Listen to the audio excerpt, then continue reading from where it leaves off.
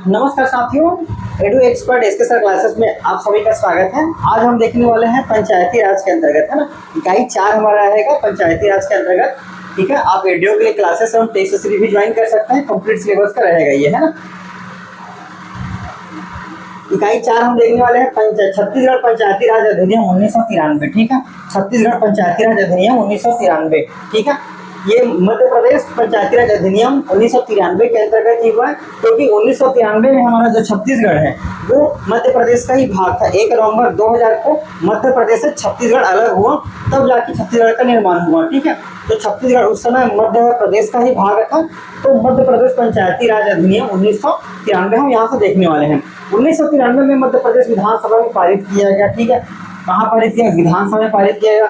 छत्तीसगढ़ सहित अविभाजित मध्य प्रदेश के साथ नई व्यवस्था के अनुसार पंचायती राज लागू करने वाला देश का प्रथम राज्य बना। ठीक है, अविभाजित। ठीक है, छत्तीसगढ़ सहित अविभाजित मतलब छत्तीसगढ़ उस समय पर निर्माण नहीं हुआ था, लेकिन हम छत्तीसगढ़ के परिप्रेक्ष्य में देख रहे हैं। तो ये छत्तीसगढ़ सहित अविभाजित मध्य प्रदेश के साथ नई व्यवस्था के अनुसार पंचायती राज लागू करने वाला देश का प्रथम राज्य बना। ठीक है, देश का जो है वो प्रथम राज्य बना।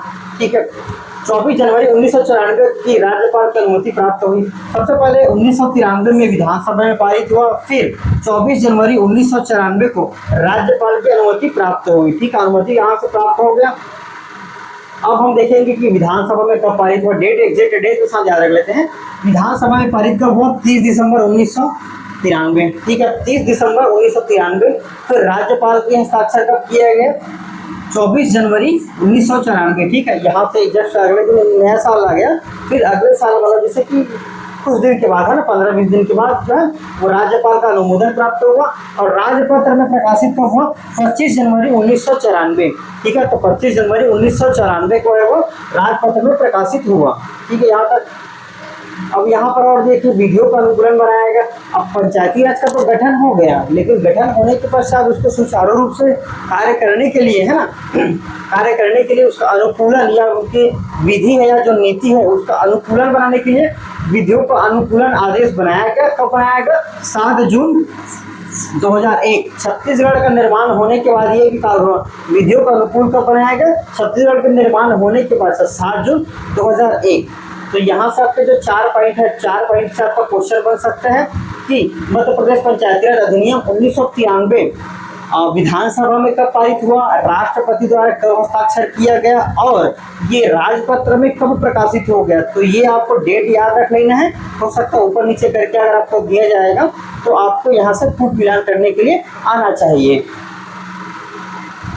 ठीक है, विधियों का अनुकूलन आदेश का राजपत्र में प्रकाशित कब हुआ? 18 जून 2001 हुआ। ठीक है, छत्तीसगढ़ में अनुकूल आदेश कब हुआ? 1 नवंबर 2001 से। ठीक है, तो ये पहले हुआ है ना, यहाँ पर देखेंगे जून में हुआ और ये 2001 से। छत्तीसगढ़ का निर्माण कब हुआ? 1 नवंबर 2000 को ये छत्तीसगढ़ का निर्माण हुआ, लेकिन जो छत्तीसगढ़ में अनुकूलन आदेश जो है ना वो 1 नवंबर 2001 को, यानी कि जस्ट जो राज्योत्सव होता है या राज्य का जैसे निर्माण है ना 1 नवंबर 2000 को, तो जस्ट अगले साल छत्तीसगढ़ में अनुकूलन आदेश जो है वो लागू हुआ। तो यहाँ से देख रहे हैं 25 जनवरी 1994 को मध्य प्रदेश राज्यपत्र में पहली बार प्रकाशित छत्तीसगढ़ राज्य पंचायती राज अधिनियम 11 नवंबर 2000 को प्रथम दिन से संपूर्ण छत्तीसगढ़ में लागू या प्रभावशाली किया, किंतु अधिसूचित नहीं किया गया। ठीक है, यहाँ पर देखें 1 नवंबर को आदेश लागू हो गया। ठीक है, लेकिन जो 11 नवंबर है, ठीक है, एक में अगर 10 जोड़ देंगे तो फिर 11 नवंबर 2000 के प्रथम दिन से छत्तीसगढ़ में जो है लागू किया गया, किंतु अधिसूचित नहीं किया गया था। तो ये अधिसूचित यहाँ पर किया गया था इस डेट पर, लेकिन छत्तीसगढ़ बढ़ने के जस्ट 10 दिन के बाद यानी कि 11 नवंबर को, है ना, 11 नवंबर को लागू कर दिया गया था, लेकिन ये प्रभावशील नहीं था, है ना, या अधिसूचित नहीं था। प्रभावशील तो हो गया था लेकिन अधिसूचना के रूप में नहीं आया था, लागू हुआ था। और इसको अनुकूल कब बनाया गया? 1 नवंबर 2001, जस्ट नेक्स्ट ईयर, 1 साल के बाद, है ना। डेट आप यहाँ से इसको देख लेंगे पर समस्त विधियों में मध्य प्रदेश शब्द जहाँ कहीं भी आया हो उसके स्थान पर छत्तीसगढ़ शब्द द्वारा स्थापित किया गया, है ना। फाइंड एंड रिप्लेस इस प्रकार से होता है वर्ड में, है ना।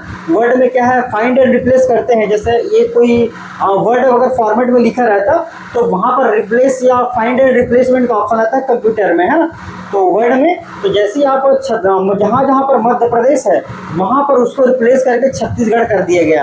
जो नियम या जो विधियाँ जो है छत्तीसगढ़ के परिप्रेक्ष्य में बनाया गया था उनके लिए छत्तीसगढ़ में रिप्लेस कर दिया गया। इस अधिनियम में 31 अक्टूबर 2000 तक संशोधनों को यथावत समाविष्ट किया गया। ये आप डेट याद रख लेंगे एक बार हल्का सा। अब नेक्स्ट हम देखते हैं पंचायती राज अधिनियम 1993 में निम्नलिखित प्रावधान है। ठीक है, छत्तीसगढ़ के संबंध में जो है छत्तीसगढ़ के संबंध में पंचायती राज अधिनियम 1993 में कौन कौन से प्रावधान है? अध्याय 15 अध्याय, ठीक है, ठीक, अनुसूचियाँ 4 है, धाराएं क्या है 132 है। तो ये सारी धाराएं इंपॉर्टेंट नहीं है, कुछ कुछ धाराएं जो इंपॉर्टेंट है उसको हम यहाँ से देखेंगे। अध्याय हम देखेंगे 15 अध्याय, तो 15 अध्याय में क्या क्या विषय है उन विषयों को हम यहाँ से देखते जाएंगे और कितने उपखंड है, उपबंध है और क्या धारा है और धारा का जो है वो विषय क्या है। ठीक है, इन सारे बातों को हम यहाँ से देखते हुए जाएंगे। तो आप यहाँ पर देख लेंगे कितने अध्याय है 15, अनुसूचियाँ है 4, धाराएं है 132। ठीक है, तो इन तीनों चीज़ों को आप याद रखेंगे। हो सकता है यहाँ से आपको एक क्वेश्चन आपका यहाँ से बन सकता है। अब यहाँ पर देखते हैं अध्याय 1। ठीक है, अध्याय 1 है जो प्रारंभिक है, उपबंध 1 और 2 है ना, 1 और 2, धारा 1 और 2। ठीक है, अध्याय 1 में धारा कौन सा आएगा? 1 और 2। इसके हो जाएगा विस्तार एवं परिभाषाएं। ठीक है, तो धारा 1 और 2 जो है ना, पंचायती राज में जो 132 धाराएं हैं ना, धाराएं हैं या अध्याय 1 है ना, या आपको जो बोले इसका विषय है, तो विषय क्या है? विस्तार है और परिभाषाएं हैं। ठीक है, यहाँ से अध्याय 2, अध्याय 2 में आपका 3 से लेकर 7 तक। ठीक है, 3 से 7 तक हो जाएगा कौन सा? धाराएं हो जाएंगी और ग्राम सभा। ठीक है, उपबंध क्या रहेगा? ये प्रारंभिक हो जाएगा।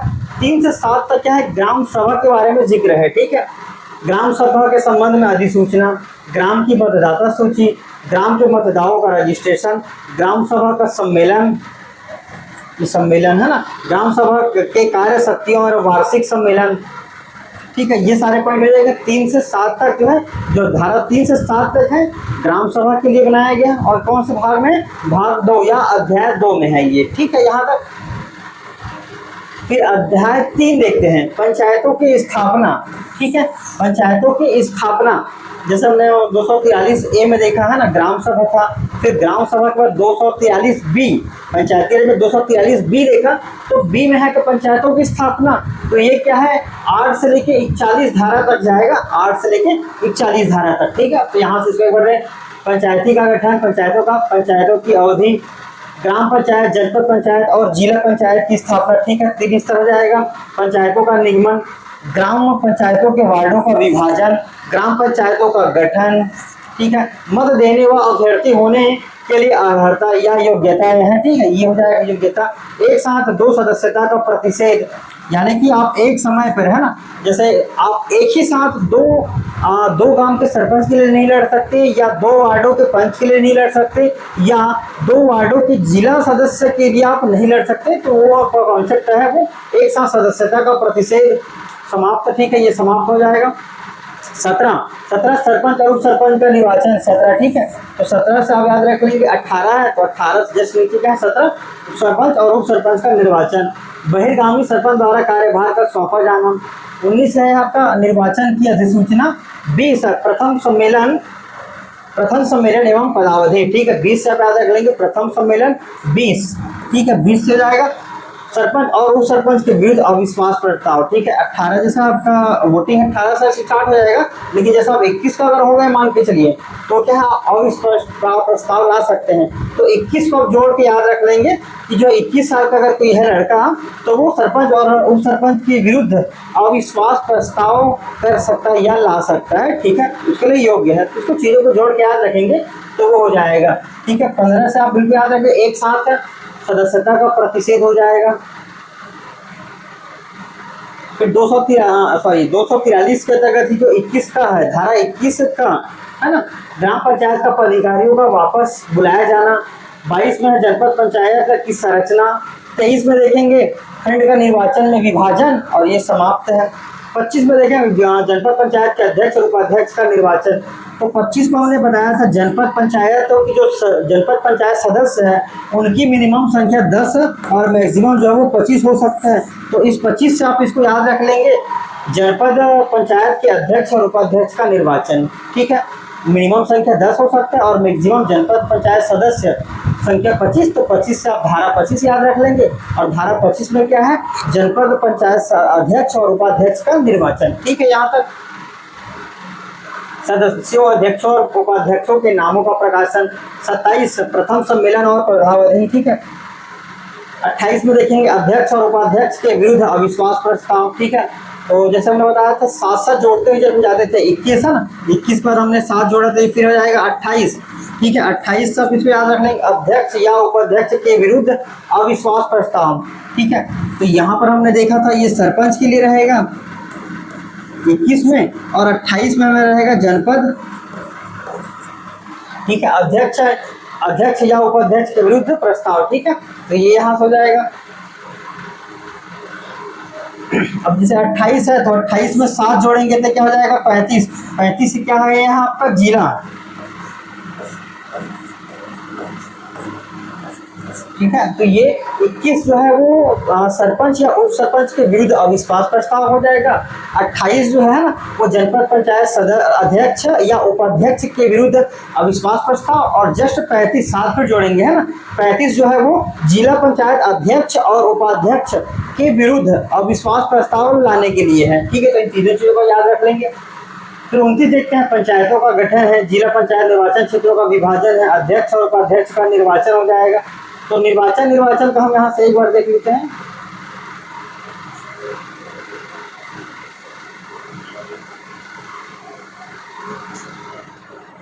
ठीक है, यहाँ से फिर तीसरा देखते हैं। यहाँ से लिपिकी गलतियों या लोग का विवरण किया जाना, ठीक है, यहाँ से हो जाएगा।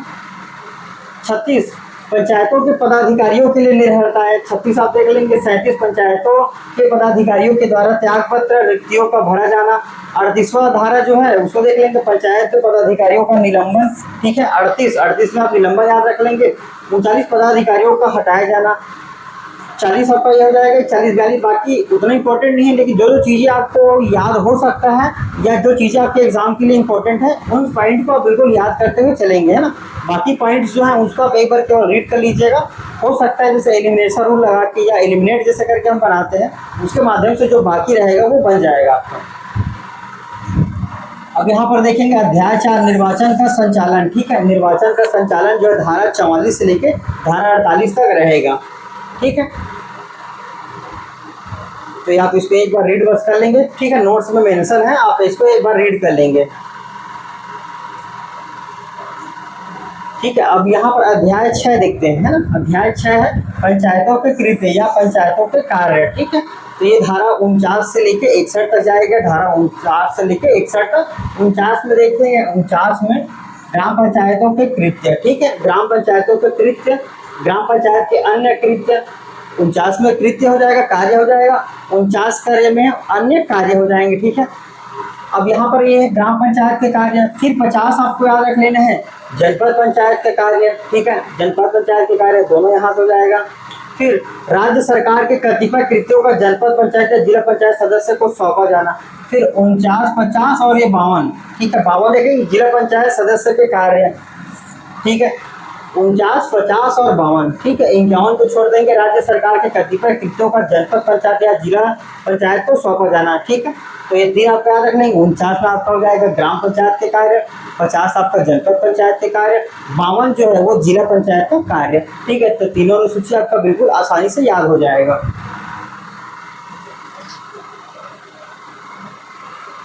बाकी है वो आप उसमें रीड बस कर लेंगे, फिर हो जाएगा ये, है। फिर देखते हैं अध्याय 6, ठीक है। अध्याय 6 के अंतर्गत क्या है ना, अध्याय 6 ये कॉलोनी निर्माण के लिए है। 61 क से लेके 61 6 तक जाएगा, ठीक है। 6 उपबंध रहेंगे या का 6 उपबंध रहेंगे या उपखंड रहेंगे। पहला हो जाएगा परिभाषा, ठीक है। कॉलोनी निर्माण करने का निर्माण करने का है। फिर तीसरा रजिस्ट्रीकरण। फिर कॉलोनी का विकास हो जाएगा। अवैध कॉलोनी निर्माण के लिए दंड, अवैध सनिर्माण के अपराध का दुष्प्रेरण करने के लिए दंड, ठीक है। अवैध व्यपवर्तन के या अवैध कॉलोनी निर्माण। तो ये आप मुख्य रूप से जो अध्याय 6 है, अध्याय 6 कॉलोनी निर्माण के लिए है और ये 61 क से लेके 61 6 तक जाएगा। फिर हम देखते हैं अध्याय 7, ठीक है। अध्याय जो 7 है पंचायतों के निधि और संपत्ति, ठीक है। निधि और संपत्ति तो 62 से जाएगा 68 तक, ठीक है। 62 से लेके 68 तक जाएगा धारा, ठीक है।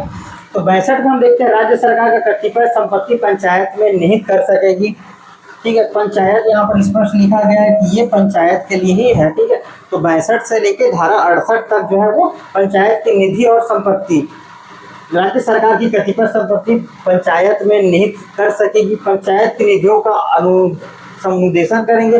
पंचायत को सहायता अनुदान, स्थावर संपत्ति का अंतरण, पंचायत निधि, संविदा निष्पादित करने का ढंग, सहायता अनुदान देने की शक्ति। तो ये सारे पॉइंट है, आप एक बार इसको रीड कर लेंगे। धारा 8 है पंचायतों की स्थापना, बजट और लेखा, ठीक है। धारा पंचायतों की स्थापना, बजट तथा लेखा, ठीक है। ये हो जाएगा, ये 69 से लेकर आपका 73 तक रहेगा। सचिव तथा मुख्य कार्यपालन अधिकारी की नियुक्ति हो जाएगा। अब यहाँ पर देखिए पंचायतों की स्थापना है, ठीक है, बजट है और लेखा, 3 पॉइंट है। तो तीनों पॉइंट से लेके एक एक धाराएं बनेगी, ठीक है। सचिव तथा मुख्य कार्यपालन अधिकारी की नियुक्ति, ठीक है। तो जब अगर बजट की स्थापना करें या पंचायत की स्थापना करें तो उसके पहले सबसे पहले जो है सचिव और मुख्य कार्यपालन अधिकारी, जो संवैधानिक अधिकारी है या संवैधानिक कार्यकर्ता है वो होने चाहिए। पंचायतों के अन्य प्राधिकारी और सेवक, शासकीय सेवक की प्रतिनियुक्ति, ठीक है, शासकीय सेवक की प्रतिनियुक्ति। सचिव तथा मुख्य कार्यपालन अधिकारी के कार्य, बजट एवं वार्षिक लेखा, ठीक है। ये आप इसके लिए एक बार रीड कर लेंगे। अध्याय 9, ठीक है। अध्याय 9 देखेंगे।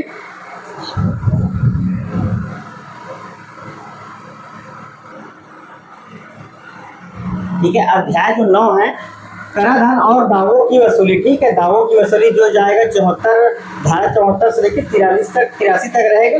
74 में देखेंगे भूमि पर उद्ग्रहण करने की शक्ति। 75 देख लेंगे खंड के भीतर संपत्ति के अंतरण पर शुल्क, जिला पंचायत राज्य निधि, ठीक है। तो 76 आप देख लेंगे जिला पंचायत राज्य निधि, ठीक है। रकम पर पंचायतों के बीच वितरण, अन्य कर हो जाएगा। करों का विनिमय करने के लिए राज्य सरकार की शक्ति, कराधान के विरुद्ध अपील, बाजार फीस आदि का ठेके पर दिया जाना, ठीक है।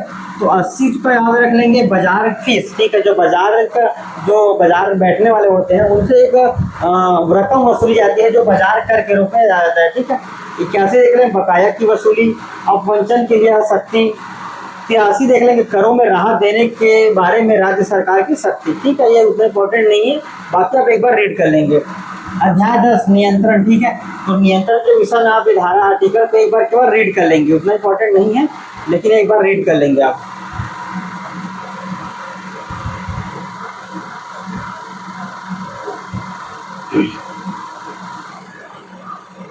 फिर धारा या अध्याय 14, ठीक है। अध्याय 14 बहुत संपरीक्षा के लिए है और धारा 129 में है। धारा 129 में है पंचायतों की संपरीक्षा है, ठीक है। फिर अब धारा 14 में ही देखेंगे, 15 में धारा 14 के अंतर्गत ही है अनुसूचित जो है 229 और परिभाषाएं, ठीक है। फिर लास्ट वाला देखेंगे अध्याय 15, ठीक है, निरसन, ठीक है। अध्याय 15 जो है वो निरसन या हटाने के लिए है। तो निरसन और व्यावृत्ति, विद्यमान स्थायी कर्मचारियों के संबंध में व्यावृत्तियां, कठिनाइयां दूर करने की शक्ति, ठीक है। तो ये तो इम्पोर्टेंट नहीं है, बाकी जो कुछ इंपॉर्टेंट जो धाराएं थे ना 132 धाराएं, 15 अध्याय, 4 खंड, ठीक है। तो चारों में से जो तीनों चीज़ है तो 132 धाराएं पूरा इंपॉर्टेंट नहीं है। जितनी धारा इंपॉर्टेंट है ऊपर आपको बता दिया गया है, वही धाराओं को आप याद कर लीजिएगा, एक बार अच्छे से रिवाइज कर लीजिएगा और बाकी जो धाराएं हैं ना उनको केवल एक बार रीड कर लीजिएगा, है ना।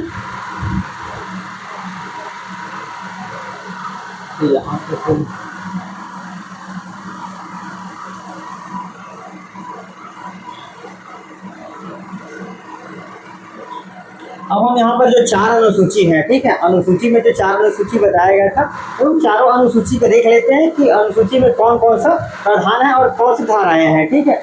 अनुसूची 1 पंचायत, ग्राम पंचायत द्वारा अधिरोपित, ठीक है, ये किए जाने वाले अनिवार्य कर, ठीक है। यहाँ पर कर है ना तो टैक्स की बात कर रहे हैं, ठीक है। ग्राम पंचायत द्वारा अधिरोपित किए जाने वाले कर, ठीक है, जो ग्राम पंचायत द्वारा दिया जाता है कर वो रहेगा। फिर जनपद पंचायत द्वारा अधिरोपित किए जाने वाले अनिवार्य कर, ठीक है। तो 2 पॉइंट है, पहला अनुसूची 1 है ग्राम पंचायत और दूसरा है जनपद पंचायत। ठीक है, ग्राम पंचायत और जनपद पंचायत द्वारा अधिरोपित अनिवार्य कर, ठीक है, जो अनिवार्य कर है धारा 170 की उपधारा 1 के अंतर्गत आ जाएगा।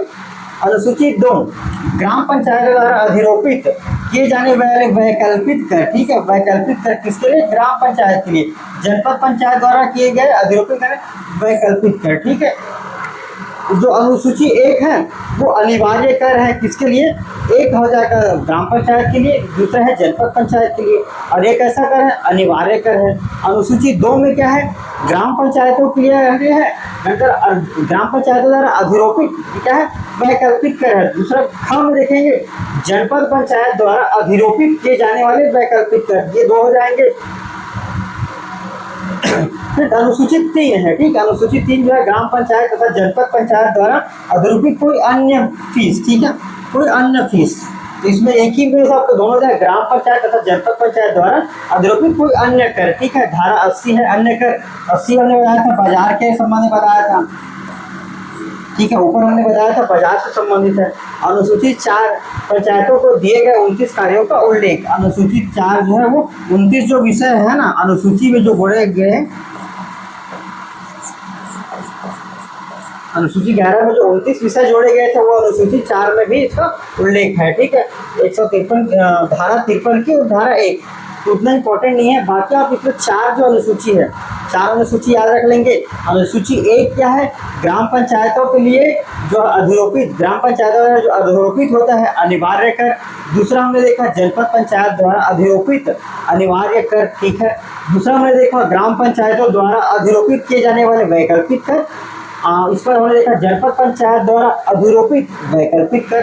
तीसरा हमने देखा अनुसूचित 3 में ग्राम पंचायत तथा जनपद पंचायत द्वारा अधिरोपित अन्य कर या अन्य फीस, जो धारा 80 में है ना, जो बाजार के लिए है वो हो जाएगा। अनुसूचित 4 पंचायतों द्वारा दिए 19 विषयों का उल्लेख। ठीक है, तो ये इस प्रकार से आज का क्लास ये समाप्त होता है। ठीक है, चीजों को आप एक बार और रिवाइज अच्छे से कर लीजिएगा।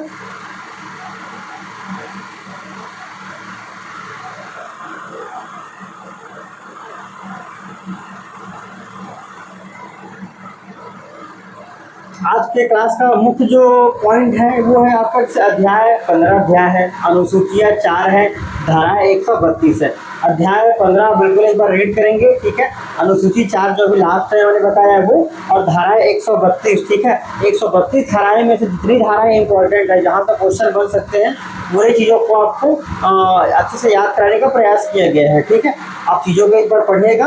और क्लास नोट्स का PDF है ना, मैंने जो ज्वाइन स्टूडेंट होंगे, जो AD वाले फुल कोर्स बैच में ज्वाइन होंगे, उनको मैंने यहाँ पर टेलीग्राम ग्रुप में उपलब्ध करा दिया है, आप वहाँ से जाके डाउनलोड कर लेंगे। ठीक है, तो चलिए आज का क्लास यहीं पर समाप्त करते हैं। अगर अभी तक आपने ADO के लिए फुल कोर्स या टेस्ट सीरीज ज्वाइन नहीं किया है तो आप हमें इस नंबर पर कॉन्टेक्ट कर सकते हैं, कॉल कर सकते हैं ना।